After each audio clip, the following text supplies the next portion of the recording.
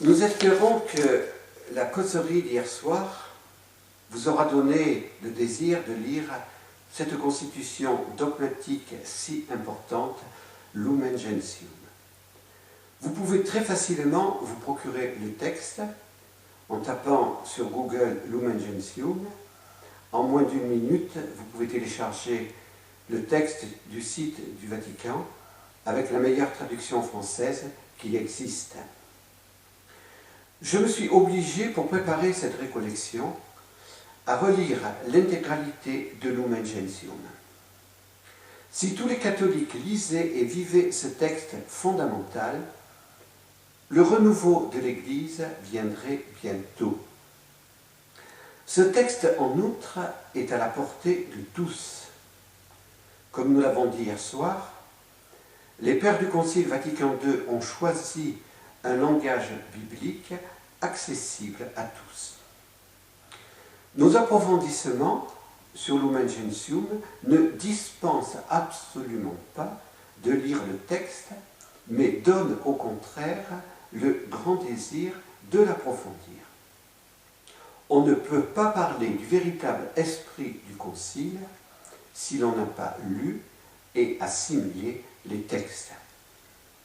Rappelons encore que Lumen Gentium est une constitution dogmatique. L'Église, comme la République française, a une constitution. Elle est organisée. Tous les hommes de bonne volonté peuvent connaître cette constitution. Elle n'est ni une société secrète, ni une loge maçonnique, mais la cité de Dieu, qui par la lumière du Christ qui rayonne sur son visage, doit éclairer tous les hommes. La constitution de l'Église, cependant, n'a été ni élaborée ni votée par une assemblée constituante humaine, par un parlement humain, mais la constitution de l'Église vient du Christ. C'est la raison pour laquelle cette constitution est appelée par le Concile Vatican II une constitution dogmatique. L'Église ne peut donc pas changer ou évoluer dans sa constitution. Elle se reçoit aujourd'hui comme hier et demain de son fondateur Jésus. Donc, importance de cette constitution dogmatique pour répondre à cette question qui était la question première du Concile Vatican II et que le monde d'aujourd'hui nous pose. Église, que dis-tu de toi-même? La mission de l'Église continue la mission de Jésus, prêtre, prophète et roi. Nous voudrions, dans cette deuxième conférence sur Lumen Gentium, prendre avec vous des petits sujets d'approfondissement qui vous permettront de mieux aborder la Constitution et de mieux la comprendre. Comme nous l'avons dit hier soir en commençant nos approfondissements, l'Église ne peut se comprendre que dans sa relation à Jésus. Sans notre Seigneur, l'Église n'est rien. Prenons davantage conscience que l'Église est le corps du Christ, que l'Église et Jésus sont le Christ total. Jésus est la tête de son corps. Nous sommes les membres de ce corps. Jean 23, Paul VI, Jean-Paul II et aujourd'hui Benoît XVI désireraient tellement que nous accueillions avec un cœur ouvert, joyeux, ardent, l'exclamation enthousiaste de Saint Léon le Grand que nous avons citée hier en conclusion, « Reconnais aux chrétiens ta dignité ». Et cette exclamation non moins enthousiaste de saint Augustin, « Réjouissons-nous et remercions ». Nous sommes devenus non seulement des chrétiens, mais le Christ. Soyons dans la stupeur et la joie, nous sommes devenus Christ. C'est saint Augustin qui proclamait cela. Pourquoi Cette nouvelle Pentecôte qu'a été le Concile Vatican II n'a-t-elle pas porté tous ses fruits? La réponse nous semble évidente. Les baptisés ne vivent pas la vraie vie, la vie en Jésus. C'est notre propre responsabilité à chacun si le Concile Vatican II n'a pas porté tous ses fruits. Après le jubilé de l'an 2000, Rome, particulièrement Jean-Paul II, avait invité tous les consacrés à repartir du Christ. Avons-nous compris en profondeur le mystère de l'incarnation? Dieu s'est fait homme pour que l'homme devienne Dieu, disent les pères de l'Orient. Jésus, dit l'auteur de la lettre aux Hébreux, est le grand prêtre de la Nouvelle Alliance qui a réconcilié les hommes avec Dieu et qui a uni les hommes entre eux. Il est le médiateur des hommes auprès de Dieu et le médiateur des hommes et le médiateur de Dieu auprès des hommes.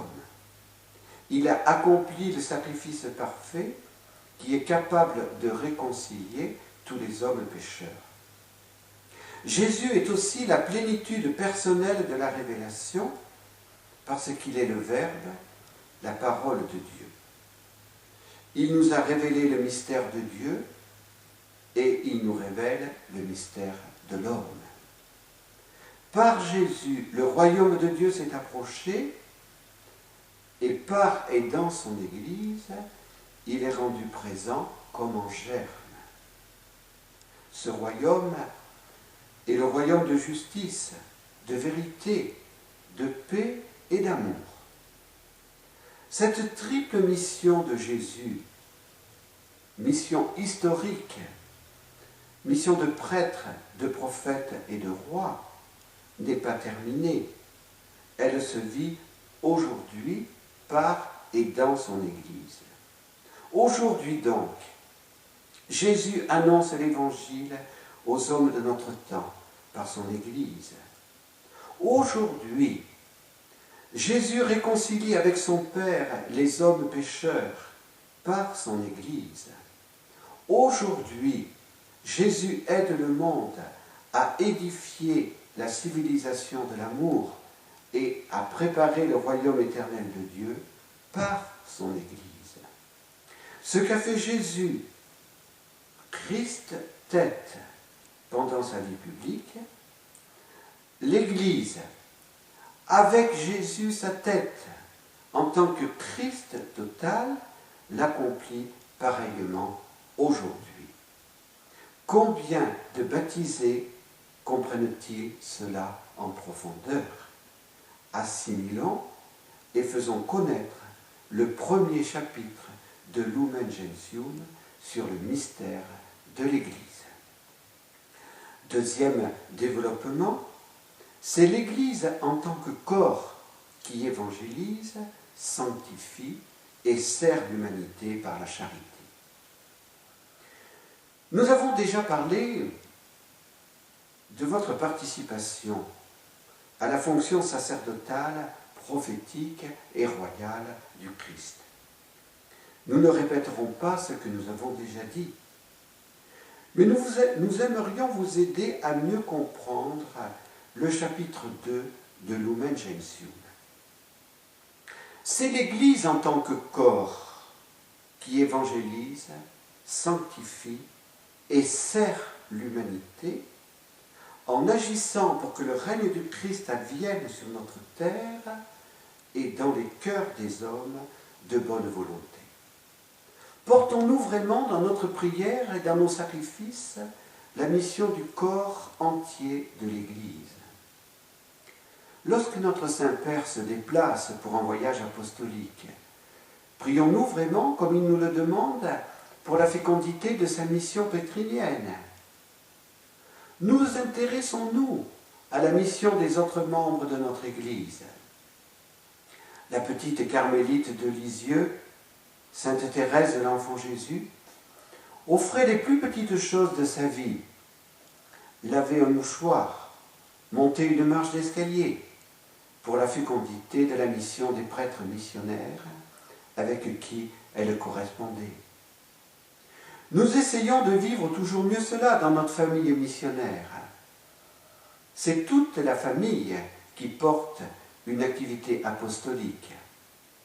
Certains font les enseignements, d'autres s'occupent des enfants, d'autres font la cuisine ou des travaux ingrats. Tous portent la même mission et les grâces obtenues le sont probablement par ceux qui sont le moins en vue. Lorsque Josué combattait dans la plaine, Moïse priait, les mains élevées vers le ciel pour demander à Dieu la victoire de son peuple. C'est ainsi que nous devrions vivre chaque jour notre vie de baptisé. Nous vous invitons à méditer plus particulièrement le numéro 11 de Lumen Gentium pour mieux comprendre alors la vie et la mission du peuple de Dieu dont nous faisons partie depuis notre baptême. Vous comprendrez mieux également l'importance et la nécessité de la messe dominicale. Comment peut-on se dire chrétien non pratiquant? Notre Église est actuellement bien malade, puisque dans la plupart de nos diocèses de France, la pratique dominicale ne dépasse pas les 5%. Jean-Paul II avait bien raison de nous poser cette question. France, es-tu fidèle aux promesses de ton baptême? Réveillons-nous. Mettons enfin en pratique les dernières paroles de Jean-Paul II. Levez-vous, allons.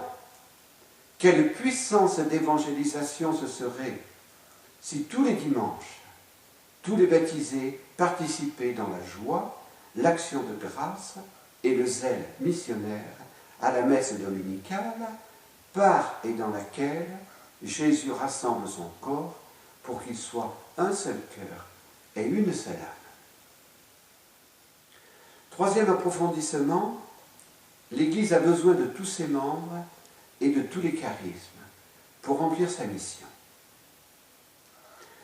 Les chapitres 3, 4 et 6 de Lumen Gentium révèlent ce que disait saint Paul dans les chapitres 11 et 12 de la première aux Corinthiens. Tous les membres du corps sont nécessaires à sa vie et à son action. Aucun ne peut dire à l'autre « je n'ai pas besoin de toi ». L'Église ne peut pas vivre sans sa tête sacrée. Elle ne peut pas se passer du pape, des évêques et des prêtres. Nous avons besoin d'être gardés dans la vérité révélée par le charisme du pape qui participe à titre singulier ou à titre personnel au charisme d'infaillibilité de l'Église tout entière.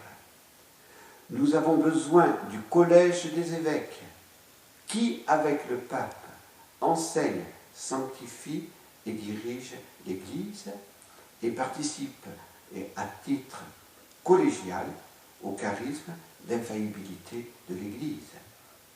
Nous avons besoin du témoignage des consacrés qui, dans le cœur de l'Église, doivent être l'amour. Nous avons besoin enfin de la vie et de la mission des laïcs qui sont appelés à sanctifier le monde de l'intérieur. Que pourrait faire l'Église en ce monde sans les fidèles laïcs?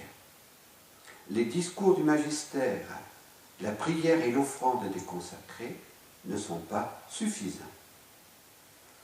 Dans cette quatrième partie, nous parlerons de la mission des laïcs et des époux chrétiens, puisque ces conférences s'adressent à vous qui êtes engagés dans la voie du mariage. Aucun parmi vous n'est dispensé de lire et d'assimiler le chapitre 4 de Lumen Gentium. Après avoir rappelé l'enseignement doctrinal sur le ministère irremplaçable de Pierre et des évêques, le Concile Vatican II a voulu affirmer la dignité des fidèles laïcs. Ils ne sont pas des chrétiens de seconde classe. La grâce sanctifiante qu'ils ont reçue au baptême n'est pas une grâce inférieure à celle reçue par les membres de la hiérarchie ou par les consacrés. Il n'existe pas de grâce sanctifiante de qualité supérieure. La vie divine participée est la même pour tous. Au numéro 32 de Lumen Gentium, il est affirmé qu'une véritable égalité existe entre tous quant à la dignité de baptisé, et il est rappelé cette phrase de saint Augustin: « Pour vous, je suis évêque, avec vous, je suis chrétien ». Ce qui distingue les laïcs des prêtres et des consacrés, c'est le caractère séculier. Ils doivent chercher le royaume de Dieu en gérant les choses temporelles et en les ordonnant selon Dieu. Vous pourrez, si vous le voulez, reprendre l'exhortation apostolique de Jean-Paul II sur la vocation et la mission des laïcs du 30 décembre 1988. Comprenons en profondeur que ce n'est pas ce que nous faisons qui compte, mais c'est de tout faire, petites comme grandes choses, par amour de Dieu et du prochain. Le chapitre 5 de Lumen Gentium s'adresse à tous. C'est le grand appel à la sainteté. Méditez particulièrement le numéro 42. Pour être saint, il faut s'en donner les moyens. Ces moyens, le Concile les expose. L'écoute de la parole de Dieu, le combat spirituel, la réception des sacrements. Avons-nous déjà oublié les appels si souvent répétés de Jean-Paul II? N'ayez pas peur d'être des saints. Et je le répète encore, le désir, le grand désir de Jean 23 en vue du renouveau de l'Église, son aggiornamento était son rajeunissement par la sainteté de ses membres. Comment notre Saint-Père actuel, Benoît XVI, ne pourrait-il pas être terrifié par les comportements scandaleux dont ont été coupables des clercs et des consacrés? Comprenons davantage avec notre cœur son appel à la pénitence. C'est le temps de la pénitence, c'est le temps de la pénitence. Oui, prenons au sérieux cet appel et décidons-nous pour un non ferme au péché et aux tentations du démon. Le Concile Vatican II a dit que le mariage était une voie de sainteté. Imitez Louis et Zélie Martin et n'ayez pas peur de vous efforcer à imiter la Sainte Vierge et Saint Joseph. Ce n'est pas de la folie de vouloir être saint. Notre Père rappelait souvent, je vous l'ai déjà dit, soyez saints, vite saints, grands saints. Ce n'est ni orgueil ni folie que de vouloir le devenir. C'est tout simplement la volonté de Dieu. Se décourager, c'est se regarder. C'est oublier de regarder Jésus qui est toujours là pour nous aider à nous relever et qui nous envoie l'Esprit sanctificateur. Décidez-vous sans peur pour la sainteté. Mère Marie-Augusta aimait la prière de saint Claude de la Colombière. Ô Jésus, je sens en moi un grand désir de te plaire et une grande impuissance d'en venir à bout, sans une lumière particulière et le secours que je n'attends que de toi. C'est à toi de tout faire, mon Seigneur. Toi seul auras toute gloire de ma sanctification si je me fais saint.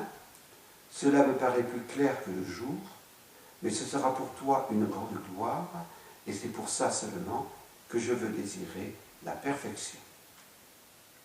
Si nous prenons cette décision de changer notre vie et de nous décider avec la grâce de Dieu pour la sainteté, alors nous remplirons dans et pour le Christ total qu'est l'Église notre mission sacerdotale, prophétique et royale. Ce que disait Jean-Paul II aux jeunes: si vous n'évangélisez pas les jeunes avec qui vous vivez, personne ne pourra le faire à votre place, vaut aussi pour chacun de vous, pour chacun de nous. Personne ne remplira à ma place la mission que Jésus me confie aujourd'hui. Nous avons dit et redit en ces dernières années, la mission, c'est urgent. Mais qui se dépense sans compter pour cette mission? Jésus est délaissé, seul dans le tabernacle, et souvent méprisé. On visite les églises, les basiliques et les cathédrales. On s'extasie devant l'architecture, la beauté des pierres, les tableaux. Mais si peu viennent consoler Jésus qui est présent dans le tabernacle. Nous vous en supplions, venez plus souvent adorer Jésus, venez le prier, venez le consoler, venez lui dire que vous l'aimez. C'est ainsi que vous remplirez votre mission sacerdotale. Venez plus souvent participer à la messe et offrir Jésus avec le prêtre pour le salut des âmes et la paix du monde. Comprenez-le, aucune autre action de votre journée ne peut avoir une plus grande efficacité.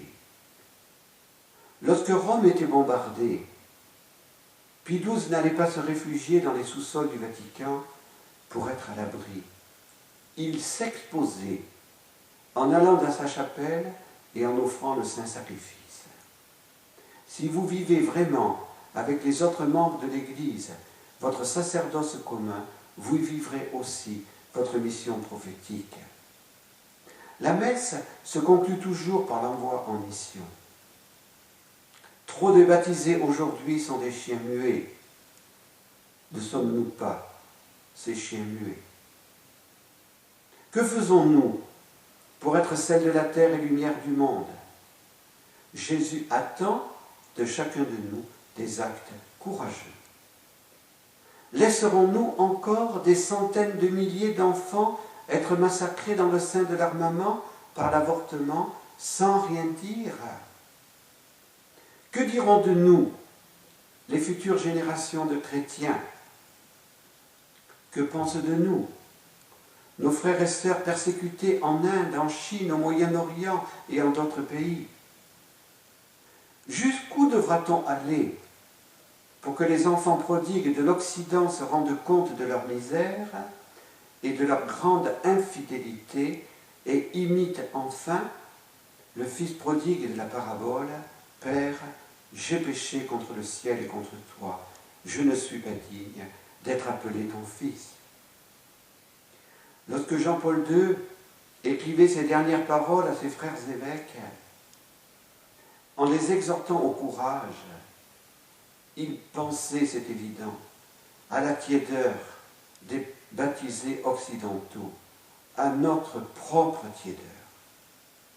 Levons-nous, allons, accomplissons courageusement notre mission prophétique.